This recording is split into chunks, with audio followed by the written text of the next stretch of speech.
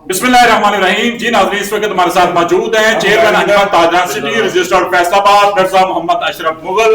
इनसे पूछेंगे मोहसिन नकवी साहब ने काकरोच किसको कहा है खिताब करते हुए कल, इस बारे में पहले बताएं। दूसरा ये जो मौजूदा सूरत हाल है जिसमें हर रोज पेट्रोलियम मसनूआत की कीमतों में इजाफा नहीं बल्कि बेतहाशा इजाफा हो रहा है, इसी तरह बिजली व गैस के बिलों में बेतहाशा इजाफा, टैक्सेस की भरमार है, क्या कहेंगे?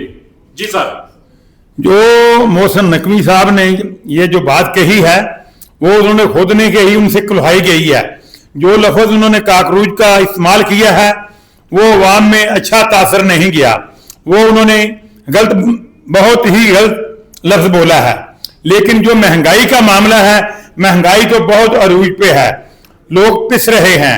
हम मियां मोहम्मद नवाज शरीफ से ये पुरजोर अपील करते हैं कि हम मुस्लिम लीगी हैं, 1985 से लेकर आज तक मुस्लिम लीग के साथ खड़े हैं और इंशाअल्लाह खड़े रहेंगे। मैंने आज भी धरने की मुखालफत की है और करते रहेंगे।